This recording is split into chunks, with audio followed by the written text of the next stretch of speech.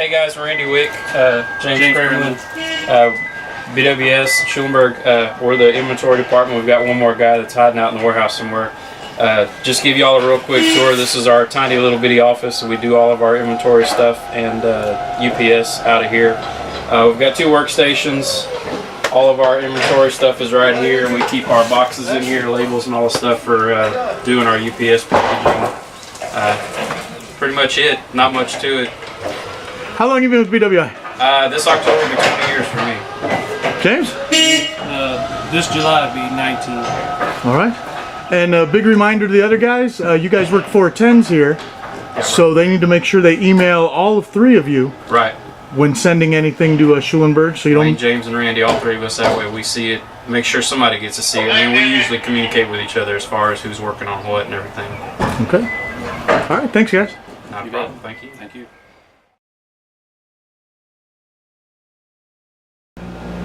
Good morning. This is how I start my day in the inventory department. First thing I'll do is I'll pick up the damage control report from the night shift.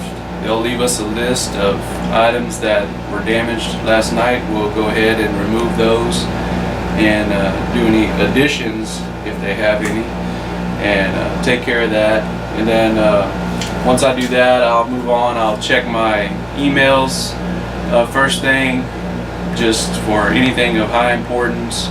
Might have to take care of that first. And once I'm done with that, I'll move on to the short picking report. Shorts that the night shift couldn't find, had to look for, and today we have 2. Some we have quantity on, some we just have 1 bag probably damaged, but the other one is 55-gallon drums, so we got to go see what the deal is with that. And once I'm done with that, I'll move on to the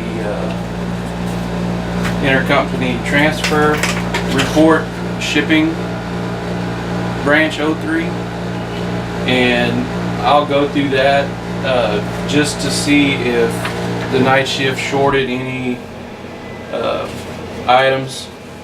If you can see, it'll say short on the side here. And mainly what I'll do is I'll just draw a line under that item to where it's easier to locate, and then give me a quantity on hand, and then I'll go see if we have any out there, if I can find it, this and that. But I'll just go through that report. And now they picked intercompany last night, correct? yes. Okay. And it's going to be the most pressing to check it the day after your night shift loads their intercompany, because that's where most of your shorts will come up, is that next morning after the intercompany loads. So, and once that's done, kind of just play it by ear. You always got people coming to you with different problems. Hey, can you find this, or look for this, or this is not working for me, can you look at it? That's where we spend the majority of our time. Problem solvers. I know you'll know all about it. And quality reports, emails,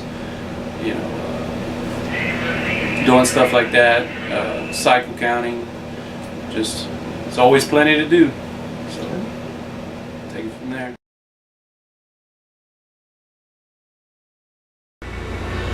All right, in the morning we like to come in, and after we get our gun and everything, we'll grab the trip returns and we'll come to the designated area where we usually store them, and we'll go through and we'll check them off, make sure everything is there that the driver says came back. Put the corresponding codes on the information on the paperwork, and check them in, and then we'll go put them up.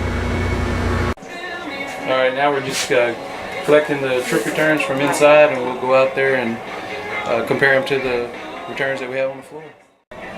And we also check shorts for the customers call in, if the driver misses a short, and the customer call in and say, hey, I didn't get this bag of mushroom. And girls in the office will write it up on a return, and then we'll go out there and check it and put the corresponding code on it to cover the short.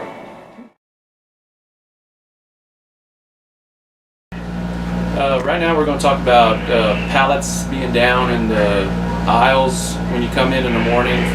Your night shift may pull down a pallet from overflow and set it in the aisle, and it's kind of an indicator. Either it's going to be on letdown, or if it's not on letdown, you need to find out why it's not on letdown. What caused it? You know, you can go to 3115. You can look at if the L's are in the right place, if the F's are in the right place for the overflow.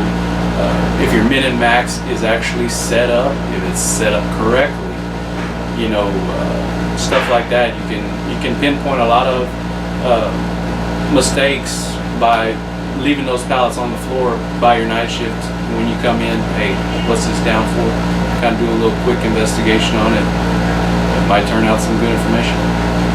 Now, about how many are we talking pallets down on the floor left each day? Oh, I'd say roughly 2 per aisle. Maybe it's quite a few, maybe 12, 10. Something like that. Thank you, sir. You bet.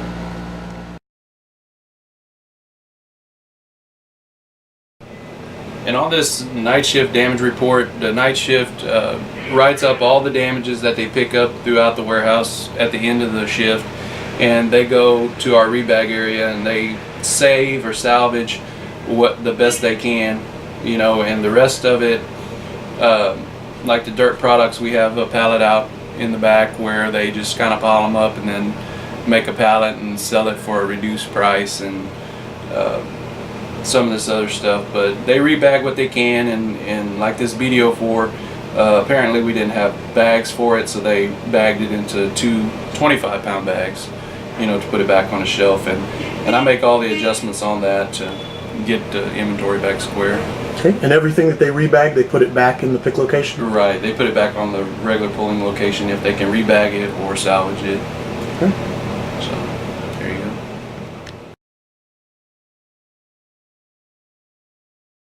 Go ahead. Alright, I just ran the MinMax report and I'm going through it line by line right now. What I'm doing is checking out the locations to make sure that the ones that do have a min and max, they're showing up with an F in the slot over here. So I'm going in 3115 and I'm changing that over to an L. Just going line by line, kind of, you know, fixing the problems that we run into, different stuff like that. And your priority may be misaligned. You may have a location in there like this one right here, and the priority may be a 5. You know, I'll go in there and change it to a priority 1. That's what it is, the only one. So change it over to a 1. That way, when you do have overflow that comes in, stock that comes in, when it gets overflowed, it'll be right in line where it's supposed to be. So that's what I'm doing. Cleaning up the report.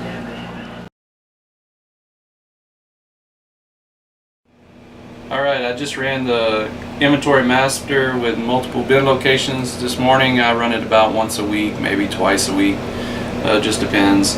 And what I'm looking for on this report is your priority 1 should be an L, your priority 2s, 3s, 4s, and so on need to be an F for your letdown to work correctly. Your min and maxes be set. It's a good way to make sure that your letdown is doing what it's supposed to do as far as items being on the letdown report. Min and max set, L in the right spot, F's in the right spot, and that's about it. This morning we had a short on a quality report or intercompany transfer report, and we're checking it in 3950 this morning, and we ran across this issue that we have. So created a big negative, but we have where the transfer actually doubled, computer glitch.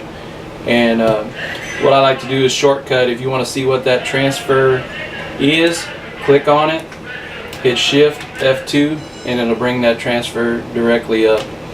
Now that works for transfers, inventory adjustments.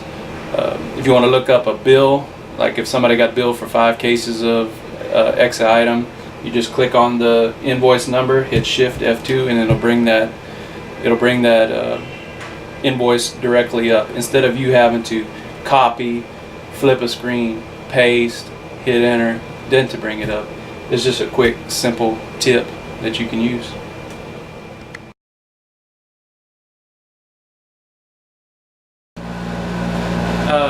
Next thing we're going to discuss is code changes.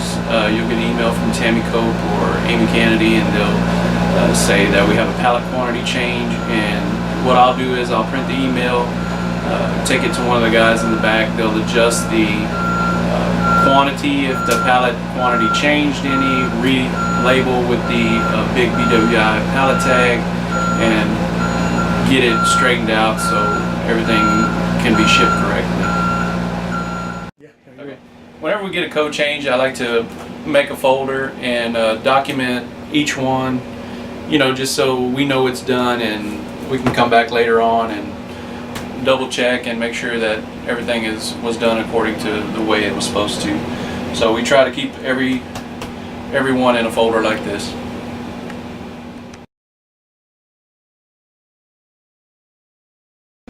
Alright, today we got our intercompany load in, and what we like to do is we came up with a intercompany sheet that the receiver will write up the shorts, overs, damages, and when the load is finally finished, they'll write this up, bring it to us. We will then do the adjustments from 03 into 83, and the overs will stay the same. And we'll usually let that go by for a day, make sure everything is put up, everything is in its place where it's supposed to be, and we will actually go back and we will double check the items that they shorted.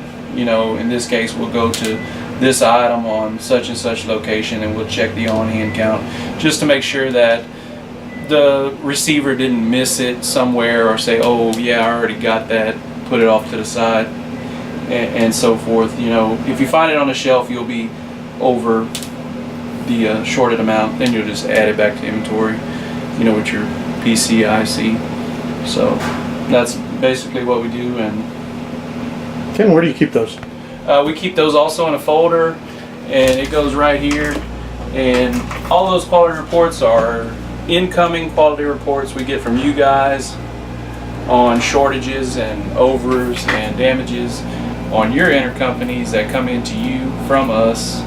And we keep that in there. We keep all of these in here on the quality reports that we get on the shipments we get from you.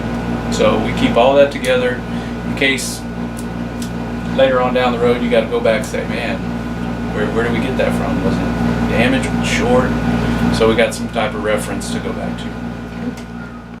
All right, when you do your inventory adjustments for your quality report, always have your receiving guy come in, do the receiving on them, and then do the adjustments directly after he receives it. That way you don't run into trouble with something getting allocated and then you get create a negative, and then it kind of piles up to more work. So if you get him to receive it and you do the adjustment right away, it should be no problem.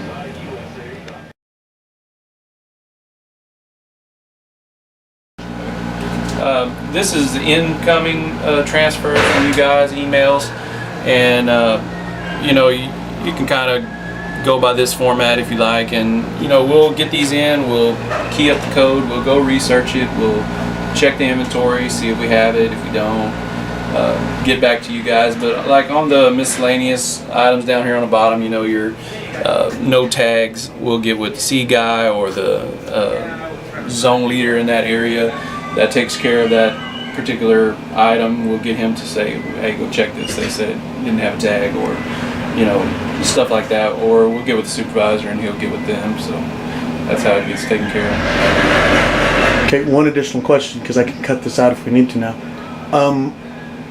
Does TAP find out about items that were shorted where you show that it was an order filling error? Yes, TAP does get this same quality report, and he'll go over them from time to time, and he'll ask his guys, hey man, did you ship these 3 or what happened, and kind of get the story on it. Oh yeah man, I miscounted or whatever, and he'll kind of ask his guys, to kind of back up, double check, and sometimes if we have that problem, if we say, yeah, man, we don't have this short, I'll go to him and I'll say, did you guys ship it? And he said, man, yeah, it was on there. So we know to tell the other branch that they can look further than just us, to try to locate it,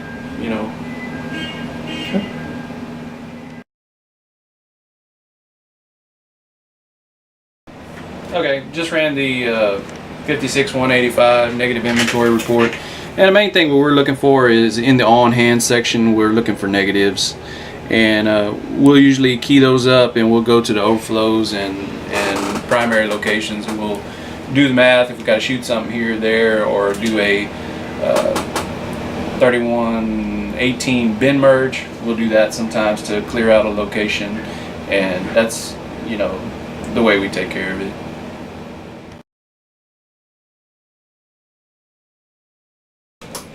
Alright, now we're going to talk about cycle counting, and what we'll do is we'll pick a row and we'll start on it and run a row report and get started. And what we like to do is let people know, hey, we're going to be counting down here today. If your pullers come by and they want to pull a box or a only or whatever, they have to let you know that you need to adjust your report to allow for them taking whatever they're taking. Because if they don't tell you and you go to the bathroom, you come back and, hey, man, I'm short 6 onlys of this high dollar item. Well, you don't know any better because nobody told you. And I like to let everybody know that, keep track of that. And if your pullers at night can pull at a level pace, it'll make it a lot easier on you counting quickly. If your levels are full or even. Also on your case goods, same kind of way. If you can leave a full layer as a top layer, it sure makes it easier, more support for your pallet to sit on. Also helps a lot. We don't normally try to do a cycle count on intercompany days because you have so much coming in, going out, and it can really get confusing, and you may open yourself up for mistakes. If you're going to count on an intercompany day, try to count. We get our intercompany truck at noon, so we may try to count earlier in the morning, up till noon, and finish up then. And our full circle count on our whole warehouse, we try to maybe get a one whole complete count on the warehouse within every 2 to 3 months. It's just a general type of date we try to keep to, and top 100 we'll run that periodically to stay on top of the more expensive, more volume items, keep those under close wraps. So about does it. All right. Any tricks to getting through certain aisles faster than others, or? Yeah, I know on our repack rows, I like to have a forklift operator to help pull down pallets where I can continue counting, and he'll pull me down a pallet. I'll check that overflow locations off, check the items off. He can put it back up there. I'll continue counting, and we get a real good relationship where we can continue working, without having. If you do it yourself, you have to count the stuff on the bottom, get on your forklift, raise it up, pull your pallet down, get off, walk around it, check the items, get back on your forklift, put it back up. It just takes extra time. If you can get somebody to kind of keep the ball rolling and everybody moving at the same time, I think we can get a lot accomplished by doing it that way. Also, we keep a book on our cycle counts. We try to, wherever somebody lets off on an aisle or a row, we'll write down where we stopped, so the next guy can come in. He say, okay, he stopped right here. We're going to pick up right here, and he goes as far as he wants to go for the time period, and so on and so forth. We just kind of pick up where the other one left off until we get the whole warehouse done.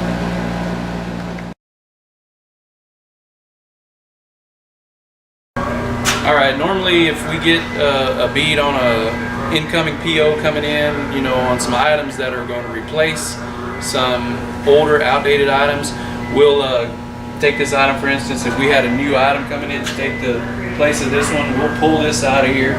We'll locate it on a shelf, kind of like this, ZZ shelf, in and out items, going to be deleted items. There is a UPS order that was just put in the system. There's a UPS order that was just put in the system. Can we please get that today? Then we'll put our new stock down here at the main pulling location. And, you know, back to our ZZ items, we like to consolidate all of our ZZs or in and out items kind of in a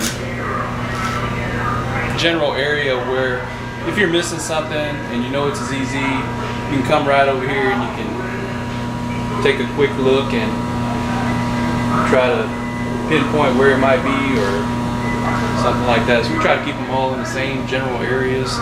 I know on the end of these rows, we like to keep a couple sections for ZZs and in and outs. You might get an item for a customer that comes in and it's just a one-time deal. We'll sling it on the ZZ and in and out rack.